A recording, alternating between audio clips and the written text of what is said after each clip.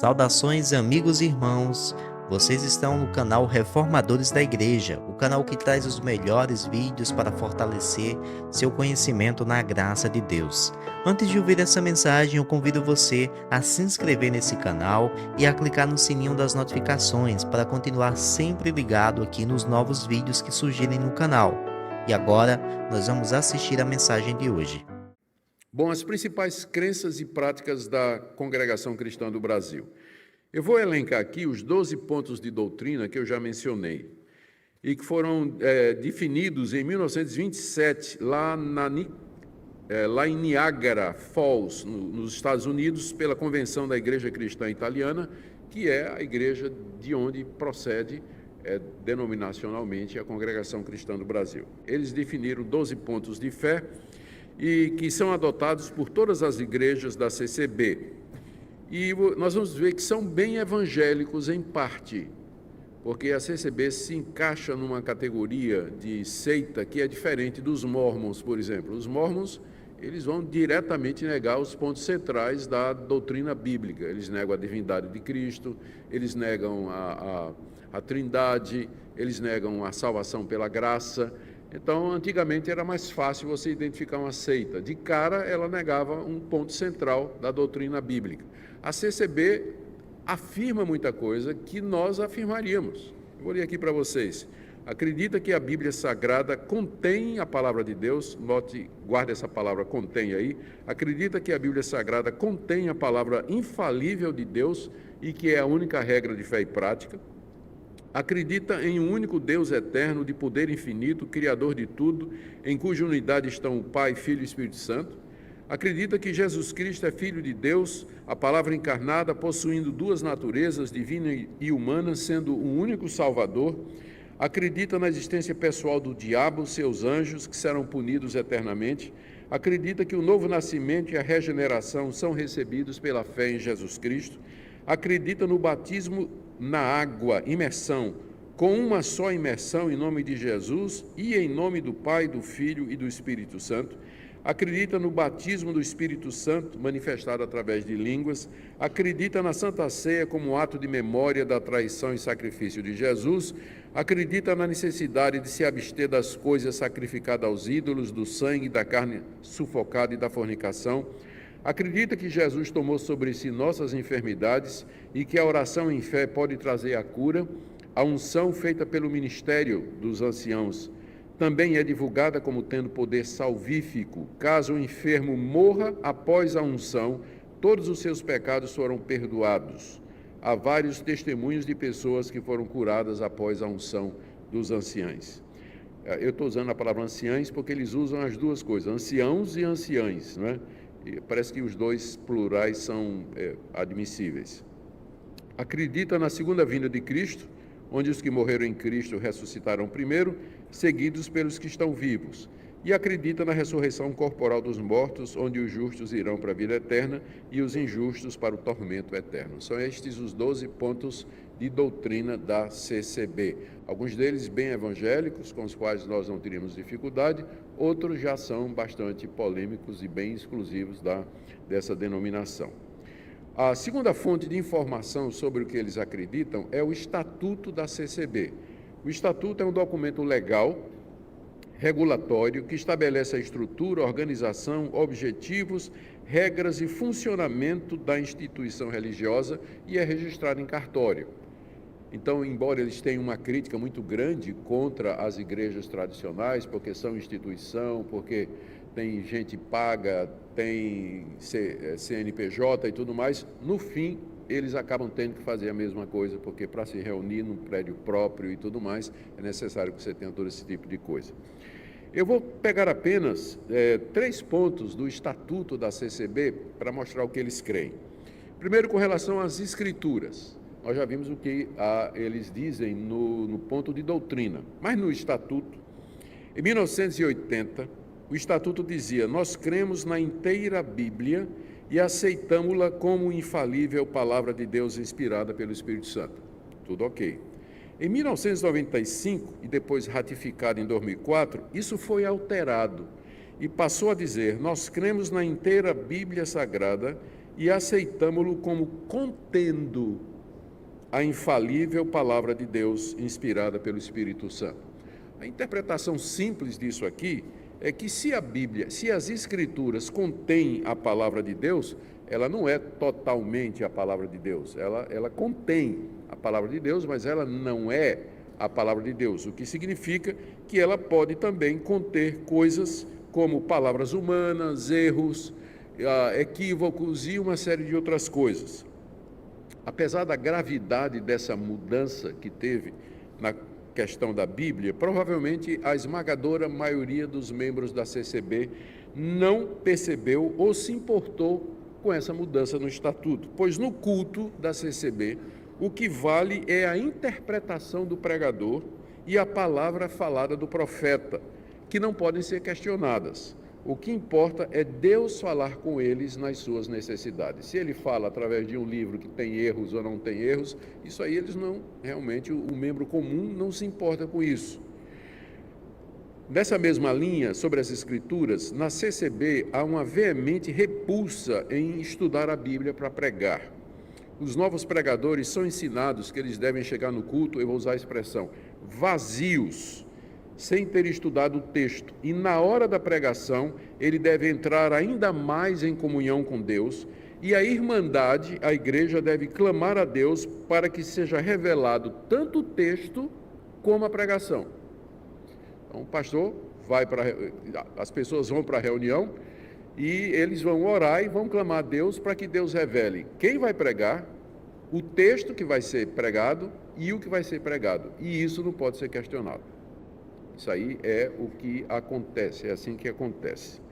Por exemplo, na Assembleia dos Anciãos de 1971, geralmente eles se reúnem no Brás, só lá no Brás, em São Paulo, ficou estabelecido que não era proibido que os membros estudassem para suas vocações seculares. O médico estudar para medicina e um advogado estudar direito, isso aí não era proibido, mas era proibido estudar a palavra de Deus. Olha o que é que diz a decisão. Nessa reunião é dado esclarecimento a todos. O que não podemos fazer é estudar a palavra de Deus. Quanto a estudar para ampliar os conhecimentos na parte material, em nossa profissão ou outras atividades, é coisa boa e proveitosa. Então você pode estudar para fazer o vestibular, você pode estudar para fazer um concurso, mas você não pode estudar a palavra de Deus. Isso aí não. Na mesma Assembleia, foi dito, a Assembleia de 1971, no Brás, foi dito que a Bíblia, uma vez interpretada, à mercê do que prega, não pode ser questionada. Na reunião de 1948, no tópico aos crentes, o Estatuto afirma literalmente: a palavra de Deus ensinada à sua igreja não é para ser discutida, porém obedecida.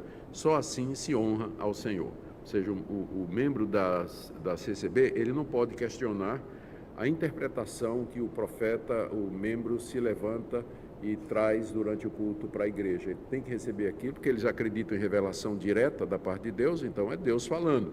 Então você não pode questionar o que é dito.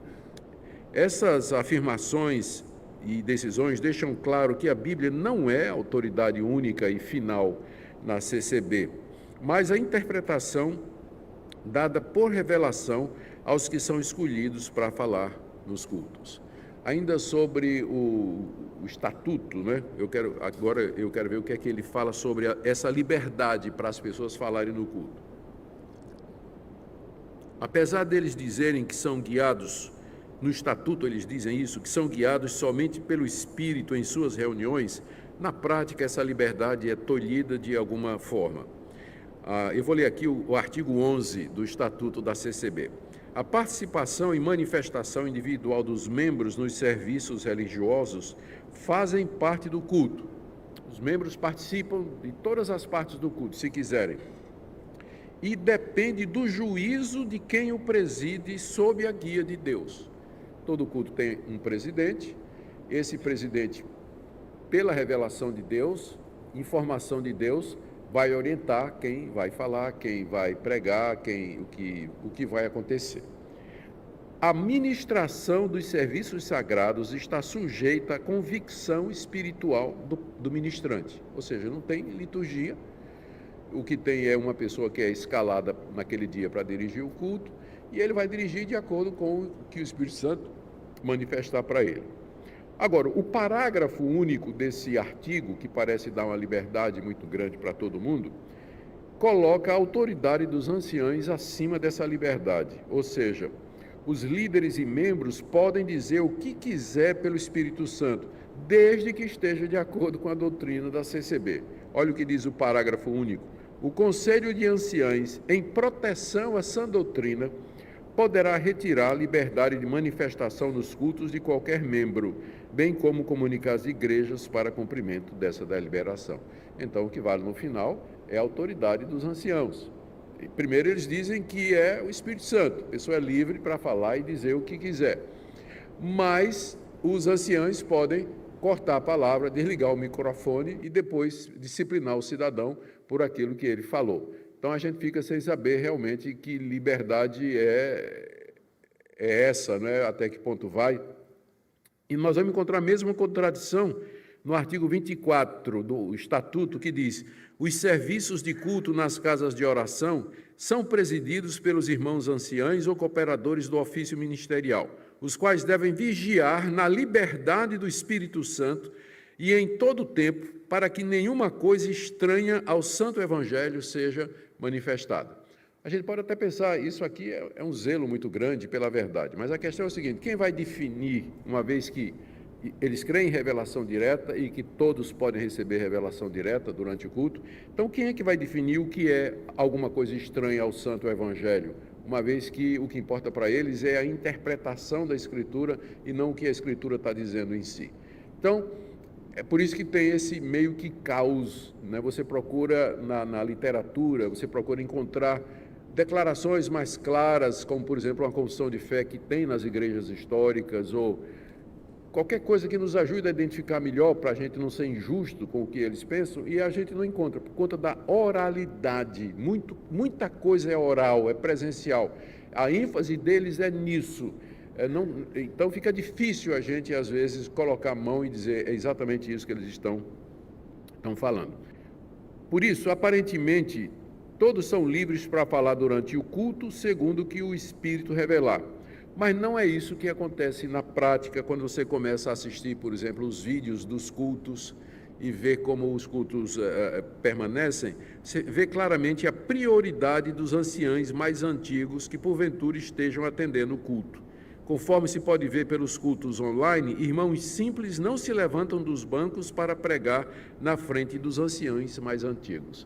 Então, o Espírito Santo, todo mundo é livre para falar, desde que seja ancião e ancião antigo, né? Se tiver um ancião antigo lá, os membros da igreja, aparentemente, vão dar prioridade para ele falar, não é? Então, a gente não entende direito o que é que eles querem dizer com a liberdade no culto.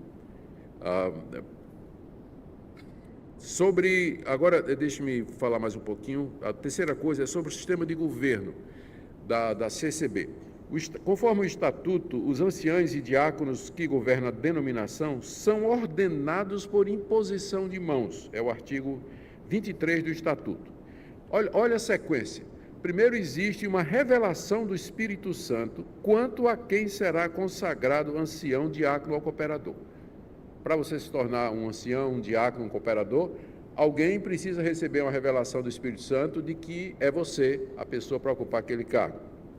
Essa revelação que alguém recebe de que fulano de tal é para ser ancião, diácono ou cooperador, tem que ser confirmada pelos anciãos já existentes, para que a pessoa seja ordenada ou apresentada. Ordenação é para os anciãos e diáconos, cooperadores, eles são apenas apresentados. Embora seja requerido oficialmente que essas pessoas tenham as qualidades demandadas nas cartas pastorais, 1 Timóteo capítulo 3, você tem uma lista das qualidades do presbítero que ele deve ter para poder exercer o ministério. Embora isso seja oficialmente requerido, entretanto, o fundamental é que se a pessoa tem o dom de evidência de novas línguas para poder participar desse ministério. A pergunta é: você foi batizado com o Espírito Santo? Você fala em línguas? Porque senão ele não vai poder ocupar essas posições. A CCB declara ainda no artigo 17, no Estatuto, que nela não existe hierarquia. Está no Estatuto. Nós não temos hierarquia entre nós. Entretanto, o mesmo artigo prevê uma hierarquia baseada na antiguidade dos membros do ministério. Ou seja, os anciães mais antigos, eles têm uma certa prioridade, autoridade quando eles estão presentes. Tanto é que um ancião mais antigo de uma região acaba se tornando o líder incontestável daquela região. No final, a CCB, como qualquer outra organização religiosa, não poderia funcionar se não tivesse uma cadeia de comando, uma linha hierárquica, e no caso dela é a antiguidade de posto. Antiguidade é posto. Os mais antigos, eles têm o primeiro lugar. Agora, deixe-me ir para outras crenças e práticas. Esses são os documentos oficiais. Agora, deixe-me ir para outras crenças e práticas não declaradas nesses documentos, mas que você encontra em decisões das assembleias, você encontra ouvindo os cultos, e alguma coisa que eu tirei aqui. Com relação às suas reuniões, a CCB acredita numa contínua revelação de Deus para conduzir o culto, que geralmente é composto de abertura, hino, oração, liberdade da testemunhança, é um termo que eles usam para dar liberdade aos membros, para falar no Espírito sobre o que Deus tem feito com eles, para encorajar outras pessoas a buscar essa mesma experiência. Testemunhança de liberdade de testemunhança e a pregação da palavra. Supostamente, todos os que vão participar são escolhidos por Deus ali mesmo para ler a palavra, pregar, testemunhar e pedir um hino. As mulheres devem cobrir a cabeça quando orarem, no culto ou em casa. A mulher, para orar, ela tem que cobrir a cabeça com véu. Elas não podem ocupar cargos de liderança, nem participar do conselho, embora exerçam um papel importante na vida das igrejas locais. Outra peculiaridade da CCB é o beijo santo, ósculo santo, ou saudação com ósculo, onde os membros se cumprimentam com um beijo na bochecha.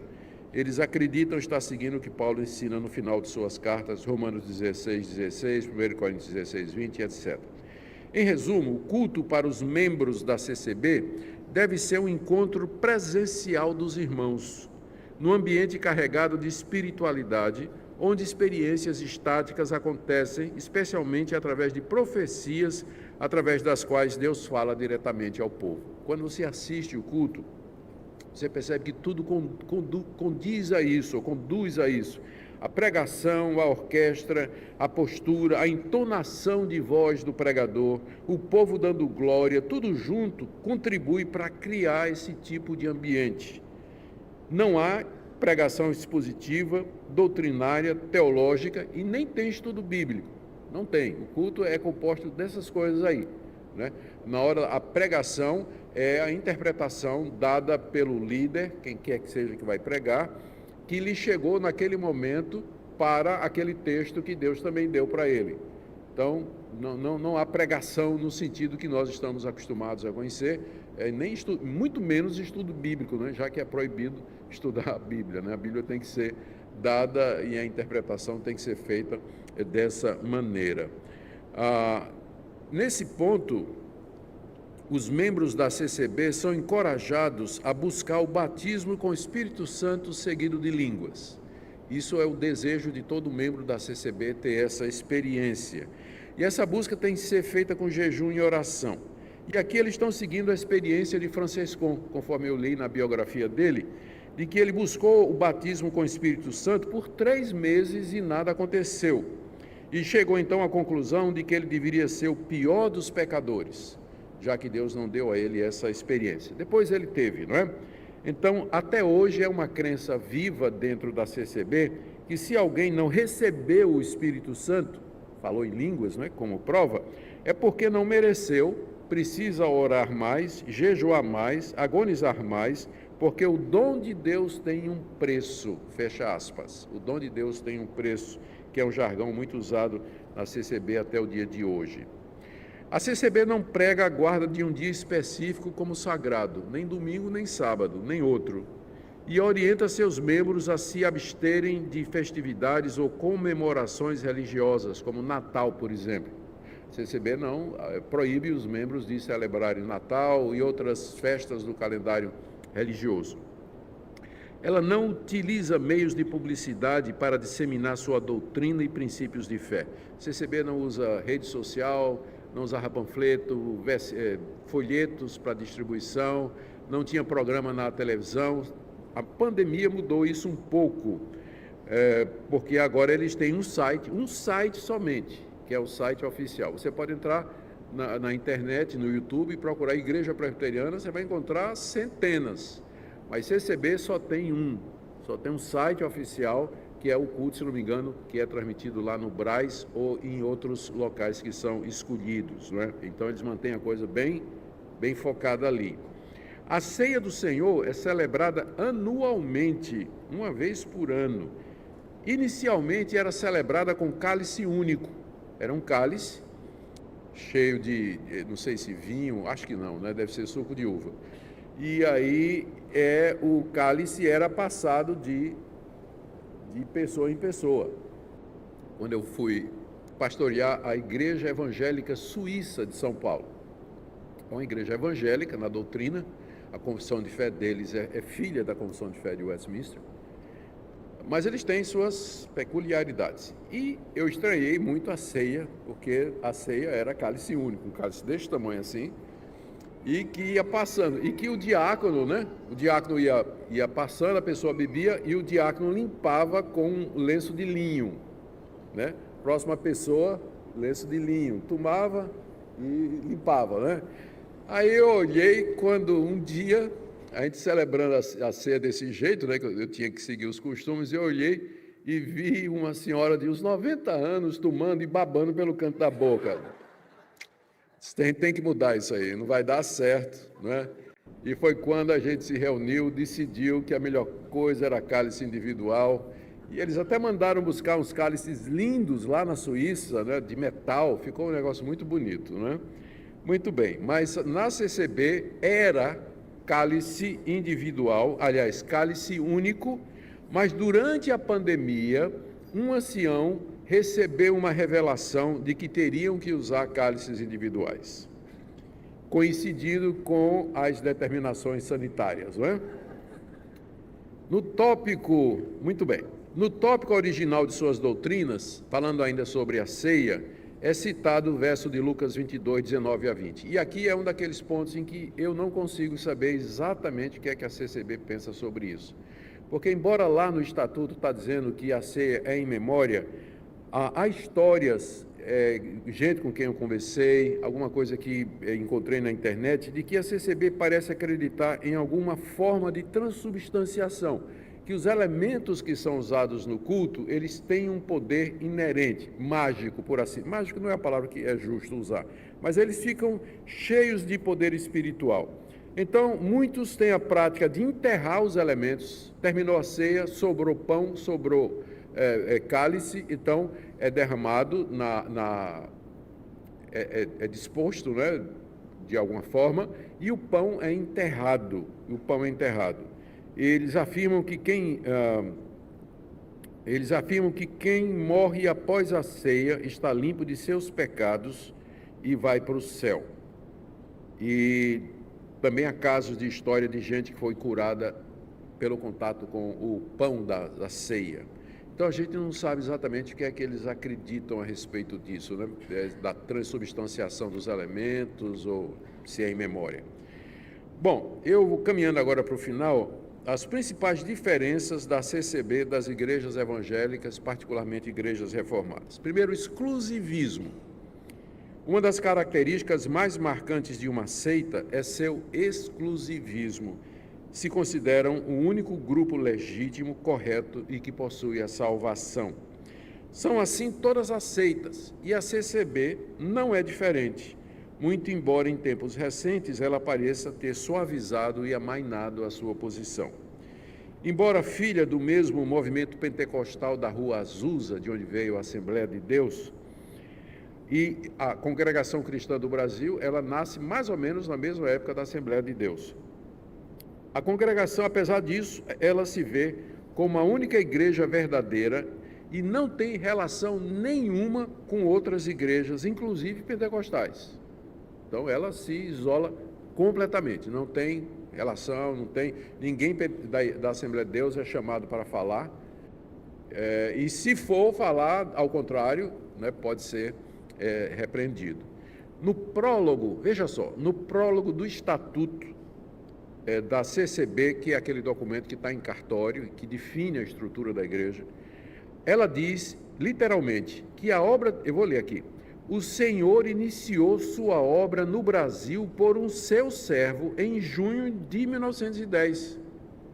Então, antes de junho de 1910, não tinha obra do Senhor no Brasil. Começa em junho de 1910, através do que ele chama aqui, um servo seu, por intermédio de seus crentes, desde então chamados por fé em nosso Senhor Jesus Cristo. Está no estatuto da CCB. Então, para eles são a única igreja verdadeira. Fora dela, antes de 1910, não haveria salvação. Aí a gente pergunta, né? Eu perguntei a um ex-CCBano, mas se a obra de Cristo no Brasil começou apenas em 1910, com a fundação da congregação cristã, como é que as pessoas eram salvas antes disso? E a resposta é que já existia a CCB desde o tempo dos apóstolos, sendo a verdadeira igreja de Deus através dos tempos. Ela só tinha outros nomes, mas ela sempre existiu.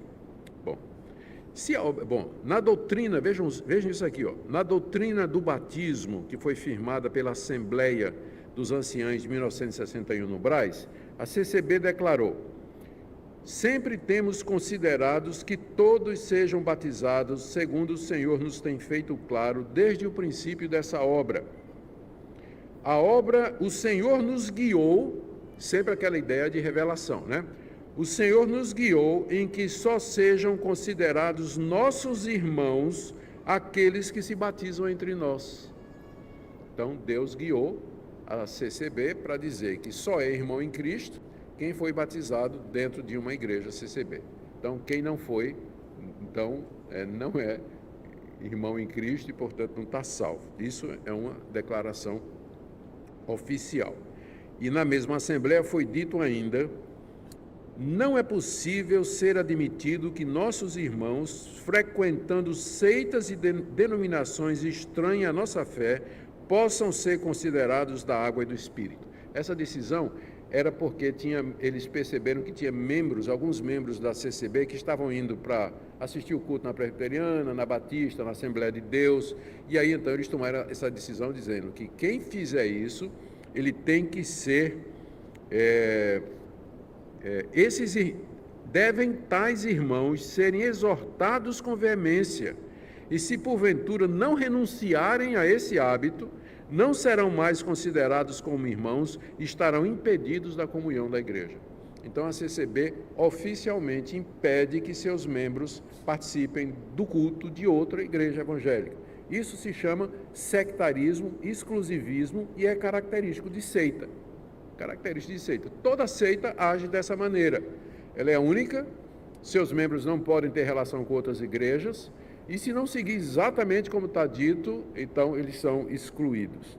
Agora, para ser justo, em 2022, ano passado, na reunião anual dos anciãos lá no Brás, a CCB suavizou, ela baixou o tom, tomou a seguinte decisão: a igreja que vivenciar o Espírito Santo em si mesma, experimentar a dispensação dos dons celestes, respeitar a santa palavra de Deus e guardar a doutrina, pode afirmar que a graça de Deus habita nela.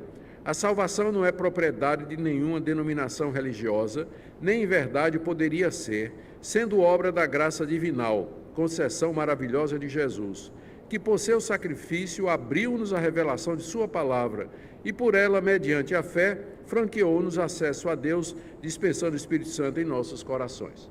Aqui a gente fica sem saber o que fazer diante dessa declaração ano passado. A CCB pode estar sendo pressionada pela perda de membros e o pessoal dizendo o exclusivismo, né? Vocês são seita, Aí deram uma aliviada aqui, contradizendo, inclusive, o cabeçalho do estatuto, né? Que diz que só eles são, de fato, a palavra de Deus, a verdadeira igreja. Mas note que ele diz aqui que podem ser consideradas igrejas evangélicas e verdadeiras as igrejas que vivenciam o Espírito Santo, está falando do batismo do Espírito Santo com dom de línguas, né? Respeita a santa palavra de Deus, interpretada por revelação, e guarda a sã doutrina, que é o resultado dessa interpretação. Esses podem afirmar que a graça de Deus habita nelas. É como se eu dissesse o seguinte: não, nós não somos exclusivistas. Qualquer igreja que seguir nossa doutrina é nossa irmã. É isso que a declaração está dizendo. O tom parece abrandar um pouquinho, mas no fim está dizendo isso aqui. Se seguir o que a gente acredita, então é uma igreja evangélica verdadeira. Ok. Assim, notemos que a CCB considera como igreja verdadeira aquelas que experimentaram a dispensação dos dons celestes, certamente línguas, curas e revelações, guarda a sã doutrina, que é certamente a doutrina da CCB. Aqui ela se afasta dos evangélicos. Aqui essa igreja deixa de ser evangélica. Os evangélicos reconhecem que o reino de Deus é muito mais amplo do que qualquer denominação. Pode perguntar a qualquer pastor presbiteriano, e ele vai dizer para você que o reino de Deus é maior do que a igreja presbiteriana. Claro, é óbvio que a igreja de Deus é maior. As denominações, nenhuma denominação em si contém, representa e é o reino de Deus. Mas ela é uma expressão do reino de Deus ao lado de muitas outras. Como as 12 tribos de Israel. Era um povo só, mas eram 12 tribos. Uma falava Sibolete, a outra falava Shibolete, não é? Lembra da história? Então, é assim um meio evangélico. Somos irmãos, mas a gente se veste diferente, a gente tem um estilo diferente nas coisas neutras para algumas coisas, recebemos os nossos membros de uma maneira diferente, mas é um povo só. Nós não dizemos que Judá é Israel, mas Judá, Simeão, Levi, Issacar, Zebulon, Naftali, Dan, Azer, todas as tribos juntas formam o reino de Deus. E o reino de Deus é evidentemente maior do que Judá, ou a igreja presbiteriana, não é? Muito bem.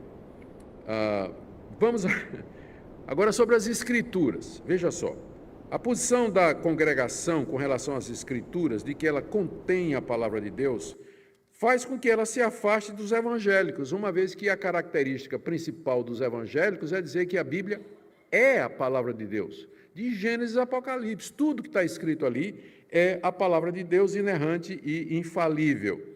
Como eu disse, a esmagadora maioria dos membros da CCB parecem não perceber o que essa mudança no estatuto representou, pois para eles o que importa no culto não é o estudo e o ensino da palavra de Deus, que geralmente são inexistentes, mas a experiência pessoal com Deus num ambiente místico, onde profecias e revelações são esperados como a principal maneira de Deus falar.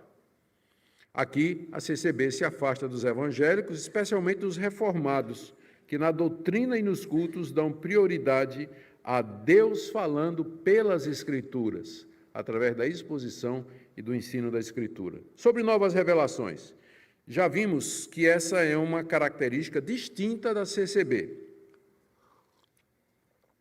Porque, não é de admirar, não é? Porque na matriz teológica de Francescon, que é o fundador da congregação, está a sua experiência quando ele diz que ouviu Deus falar 2 vezes audivelmente a respeito da necessidade do batismo por imersão. Então, o que prevaleceu para Francescon não foi o estudo de Colossenses, mas ouvir a voz de Deus, uma revelação direta de Deus, trazendo uma interpretação e uma orientação. Então, isso está na matriz do nascimento da Congregação Cristã do Brasil. É assim que ela funciona, nas suas decisões administrativas e numa série de outras. Assim, a CCB não pode ser considerada como uma igreja genuinamente evangélica, em que pese os elementos evangélicos ali presentes.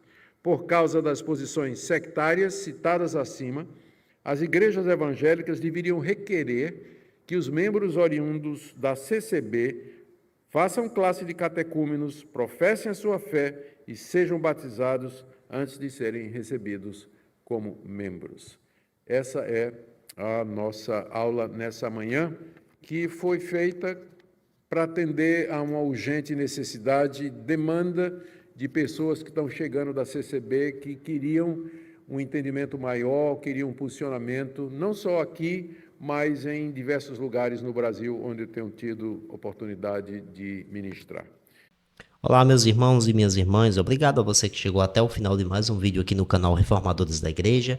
Nós queremos convidar você a deixar um like nesse vídeo se você gostou dessa mensagem e também nós convidamos, se você é novo por aqui, ainda não é inscrito no nosso canal, aperte o botão vermelho aqui abaixo, você poderá inscrever-se de forma gratuita para receber novos vídeos aqui no canal. Esse foi um estudo a respeito da Congregação Cristã do Brasil, feita pelo Reverendo Nicodemos. Esse aqui é apenas um trecho do vídeo completo. Se você deseja ver esse vídeo na íntegra, você pode clicar aqui abaixo. Haverá um link na descrição onde você poderá assistir o vídeo na íntegra, completo, no canal oficial do Reverendo, já que esse não é o canal oficial, nós apenas colocamos trechos e cortes de suas pregações. Lembrando que o objetivo desse vídeo não é desrespeitar a nenhuma pessoa ou a qualquer denominação, mas apenas realizar um estudo comparativo entre as denominações clássicas, tradicionais e a Congregação Cristã do Brasil. E hoje, muitas denominações a consideram como seita, é o caso da Igreja Presbiteriana do Brasil, e outras denominações assim também entendem dessa forma, pelo seu caráter exclusivista, por algumas práticas que divergem no entendimento dos cristãos tradicionais daquilo que a palavra de Deus ensina. Mas o nosso objetivo sempre é orar para que Deus possa então trazer iluminação à mente, não só dessas pessoas que estão lá na CCB, mas a toda a igreja evangélica brasileira, para que nós possamos sempre estar fiéis às Escrituras, buscando seguir o que a palavra de Deus então ensina.